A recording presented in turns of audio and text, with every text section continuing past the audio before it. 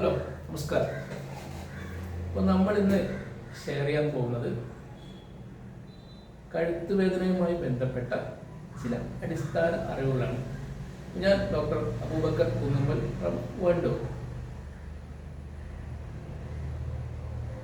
നമ്മുടെ നാട്ടിലൊക്കെ നമ്മളൊക്കെ മുമ്പ് ബാർബർ ഷോപ്പിൽ പോയിരുന്നത് മുടി വെട്ടാനും താടി വടിക്കാനും ഒക്കെ ആയിരുന്നു. എന്നാൽ ഇക്കാലത്ത് നമ്മുടെ നാട്ടിലെ ബാർബർ ഷോപ്പുകളിലൊക്കെ അതിഥി തൊഴിലാളികളുടെ എണ്ണം കൂടിയപ്പോൾ അവർ നമുക്ക് മുടി വെട്ടുന്നതിനോടൊപ്പം തല മസാജ് ചെയ്ത് തരാറുണ്ട്. കഴുത്ത് ഒരു പ്രത്യേക രീതിയിൽ ഞെട്ടിക്കാറും പൊട്ടിക്കാറും വലിക്കാറും ഒക്കെ ഉണ്ട്.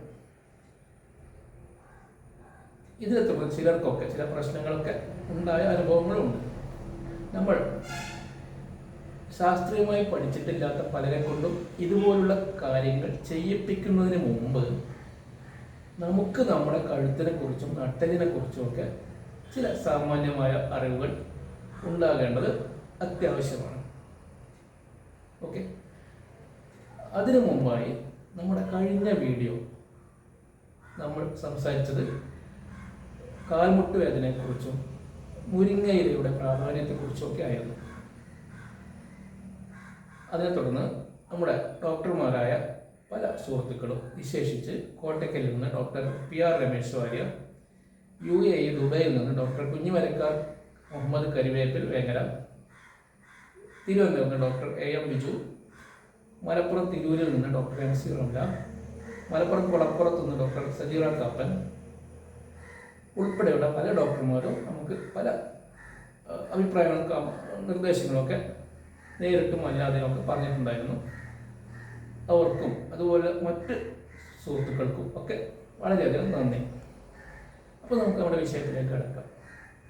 അതിനു മുമ്പായിട്ട് ഞാനൊരു ചിത്രം കാണിച്ചു തരാം. ഇത് നമ്മുടെ തലയോട്ടിയുടെയും നട്ടലിൻ്റെയും ഒരു ചിത്രമാണ്.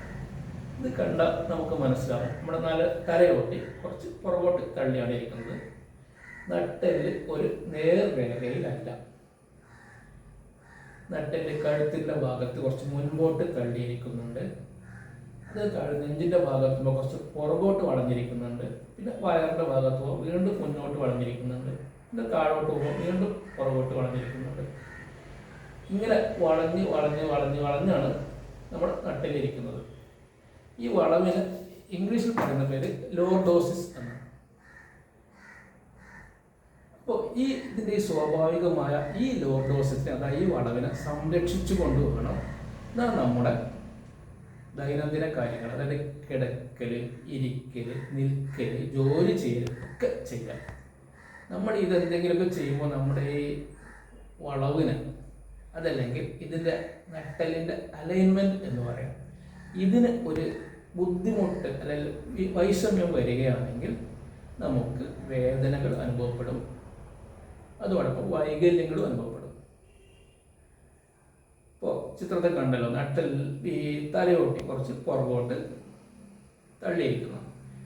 അപ്പോൾ ചില ആൾക്കാരൊക്കെ നമ്മൾ കാണാറുണ്ട് 2, 3, 4 തലയിണൊക്കെ ഒന്നിനു മീതെ ഒന്നായി ഉയർത്തി വെച്ചുകൊണ്ട് അതിൻ്റെ മുകളിൽ തല വെച്ച് കിടന്നിറങ്ങുന്ന ആളുകളെ കാണാറുണ്ട്. ഇങ്ങനെ വെച്ച് കഴിഞ്ഞാൽ നമുക്കറിയാം തലയോട്ടി കുറച്ച് പുറകോട്ട് തള്ളിയാണ് ഇരിക്കുന്നത്. അപ്പോൾ വീണ്ടും അതിൻ്റെ അടിയിൽ കുറേ കട്ടി വെച്ച് കഴിഞ്ഞാൽ, കട്ടിയുള്ള തലയിണൊക്കെ വെച്ച് കഴിഞ്ഞാൽ അത് ആവശ്യത്തിലേറെ സമ്മർദ്ദം തലയ്ക്കും കഴുത്തിനും ഉണ്ടാക്കും.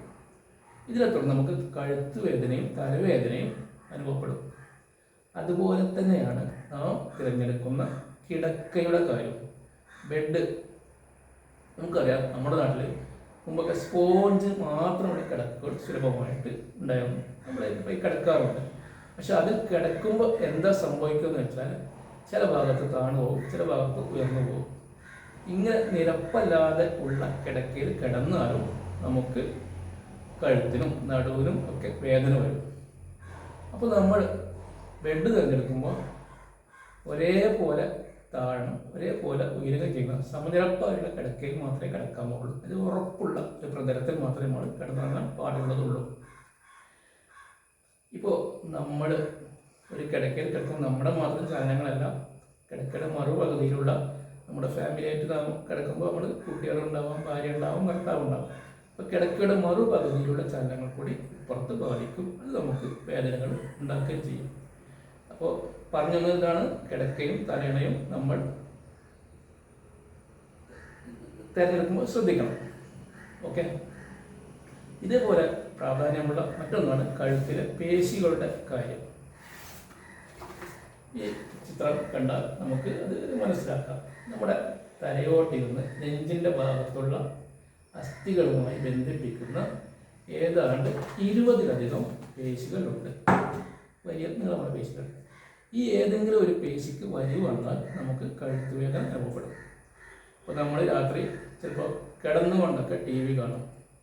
അപ്പോൾ പ്രത്യേകം റൂമിൻ്റെ അകത്ത് തണുപ്പ് കൂടുതലാണെങ്കിൽ, തണുപ്പുള്ള കാലാവസ്ഥയൊക്കെ ആണെങ്കിൽ രാവിലെ എണീക്കുമ്പോൾ കഴുത്തിൽ ഇപ്പോൾ പിരിഞ്ഞൊക്കെ ആയിരിക്കും. അപ്പോൾ ഈ കാര്യങ്ങൾ നമ്മൾ ശ്രദ്ധിക്കണം. കഴുത്തിൻ്റെ പേശികൾക്ക് വലിവ് വരുന്നൊന്നും നമ്മൾ ചെയ്യാൻ പാടുള്ളതല്ല. അത് നമ്മൾ ഇരിക്കുമ്പോഴും കിടക്കുമ്പോഴും ജോലി ചെയ്യുമ്പോഴൊക്കെ ശ്രദ്ധിക്കണം. മുൻപൊക്കെ പ്രായമുള്ള ആളുകളിലാണ് കഴുത്തുവേദന കൂടുതലായി കണ്ടിരുന്നത്. അപ്പോൾ ഞാൻ ഒക്കെ ജോലി തുടങ്ങിയത് മലപ്പുറം ജില്ലയുടെ മലയോര മേഖലയായ പൂക്കോട്ടുംപാടത്തും കാളികാവിലും ഒക്കെ ആയിരുന്നു. അക്കാലത്ത് ചില പ്രത്യേക സീസണുകളിൽ ഒരു കൂട്ടം ആളുകൾ കഴുത്തുവേദനയുമായി വരാറുണ്ട്. അപ്പോൾ അന്വേഷിച്ച് മനസ്സിലായെന്ന് വെച്ചാൽ നമ്മുടെ പൂക്കോട്ടുംപാടത്തിൻ്റെ കാളികാവിൻ്റെ ഇടയിലുള്ള പുല്ലങ്കോട് ആസ്പിൻ വാർഡ് എസ്റ്റേറ്റിൽ സ്ലോട്ടർ ടാപ്പിംഗ് തുടങ്ങിയാണ്. ഈ സ്ലോട്ടർ ടാപ്പിങ്ങിൻ്റെ പ്രത്യേകത എന്താണെന്ന് വെച്ചാൽ, നമ്മളെ കടുംപെട്ട് എന്ന് മലയാളത്തിൽ വിളിക്കും. നമ്മളെക്കാൾ ഉയരത്തിലാണ്, ആളെക്കാൾ ഉയരത്തിൽ നല്ല ഫോഴ്സ് ഉപയോഗിച്ചൊക്കെ ടാപ്പ് ചെയ്യേണ്ടി വരും. അത് തറനിരപ്പിനോട് ചേർന്നൊക്കെ വെട്ടേണ്ടി വരും. കാരണം അതിന് ശേഷം ആ മരം പിന്നെ മുറിച്ച് കളിയാണ് ചെയ്യുക. അപ്പോൾ ഇങ്ങനെയുള്ള ജോലി എടുക്കുമ്പോൾ നമ്മുടെ കഴുത്തിൻ്റെ പേശികൾക്ക് കൂടുതലായി സമ്മർദ്ദം വരും. അങ്ങനെ നമുക്ക് തുടർച്ചയായ കഴുത്തുവേദന രൂപപ്പെടും. അതുപോലെ തന്നെയാണ് കുറേ നീളം കൂടിയ ആളുകൾ ചില വാഹനങ്ങളൊക്കെ കയറുന്ന കുനിഞ്ഞ് നിൽക്കുകയും കുനിഞ്ഞ് ഇരിക്കുകയൊക്കെ ചെയ്യേണ്ടി വരും. അവർക്ക് കഴുത്തിന് വേദന അനുഭവപ്പെടും. അതുപോലെ നീളം കുറഞ്ഞ ആളുകൾ ചിലപ്പോൾ എത്തിച്ചൊക്കെ പല കാര്യങ്ങളും നോക്കേണ്ടി വരും, ജോലി ചെയ്യേണ്ടി വരും. അവർക്കും കഴുത്ത് വേദന അനുഭവപ്പെടും. എന്നാൽ ഇക്കാലത്ത് കൂടുതൽ കാണുന്നത് ചെറുപ്പക്കാരിലാണ്. അതിന് കാരണം നമ്മൾ കമ്പ്യൂട്ടറിൻ്റെ കൂടുതലായ ഉപയോഗമാണ്. കമ്പ്യൂട്ടറിൻ്റെ മോണിറ്ററും നമ്മുടെ കണ്ണും ഒരേ ലെവലല്ലെങ്കിൽ നമുക്ക് കഴുത്ത് വേദന അനുഭവപ്പെടും. അപ്പോൾ ആ ഒരു കാര്യം നമ്മൾ എപ്പോഴും ശ്രദ്ധിക്കണം. അതേപോലെ തന്നെയാണ് മൊബൈൽ ഫോണിൻ്റെ ഉപയോഗം കഴുത്തുവേദനയ്ക്ക് കാരണമാണ്. ഇപ്പോൾ നമ്മൾ വിദ്യാർത്ഥികളൊക്കെ മൊബൈൽ ഫോൺ താഴെ പിടിച്ച് അതിൽ നോക്കി നോട്ട്സൊക്കെ എഴുതാറുണ്ട്. പ്രത്യേകിച്ചും ഈ ഓൺലൈൻ ക്ലാസ്സോ അല്ലെങ്കിൽ എൻട്രൻസ് കോച്ചിങ്ങോ ഒക്കെ ഉണ്ടാകുമ്പോൾ അങ്ങനെയൊക്കെ ചെയ്യാറുണ്ട്. തുടർച്ചയായ മണിക്കൂറുകൾ നമ്മളങ്ങനെ ചെയ്യുമ്പോൾ നമുക്ക് കഴുത്തുവേദന അനുഭവപ്പെടും. അതുപോലെ തന്നെയാണ് കഴുത്ത് ഇരുവശങ്ങളിലേക്കും മാറി മാറി ചലിപ്പിക്കേണ്ടി വന്നാലും, ചില ഇപ്പോൾ ട്രാഫിക് ഡ്യൂട്ടിക്ക് എടുക്കുമ്പോൾ നമുക്ക് ഇടത്തോട്ടും വലത്തോട്ടും മാറി മാറി ചലിപ്പിക്കേണ്ടി വരും. അതുപോലെ നീന്തുമ്പോഴും നമ്മൾ ഇടത്തോട്ടും വലത്തോട്ടും കഴുത്ത് ചരിച്ചാണ് ചെയ്യും. അപ്പം ഇങ്ങനെയുള്ള കാര്യങ്ങളിലൊക്കെ നമ്മൾ ചെയ്യുമ്പോൾ നമുക്ക് കഴുത്തിന് വേദന വരും, നീർക്കെട്ട് വരും. തുടർന്ന് നിൽക്കുകയാണെങ്കിൽ പിന്നെ അത് അസ്ഥികളെ ബാധിച്ച് സ്പോണ്ടിലോസും തേയ്മാനവും ഒക്കെ ആയിട്ട് മാറും. ഇനി അപ്പോൾ നമ്മൾ ഇത്തരം കാര്യങ്ങളൊക്കെ ശ്രദ്ധിക്കണം. അതായത് ഇപ്പോൾ നട്ടിലിൻ്റെ അലൈൻമെൻറ്റ് ബുദ്ധിമുട്ട് വരുന്ന കാര്യങ്ങൾ ചെയ്യാതിരിക്കുക.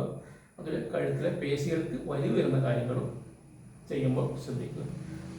അപ്പോൾ ഇതിങ്ങനെ വന്നു കഴിഞ്ഞാൽ പിന്നെ ചികിത്സ എന്ന് പറയുന്നത് മസാജ് ചെയ്യാം, ചൂട് പിടിപ്പിക്കാം.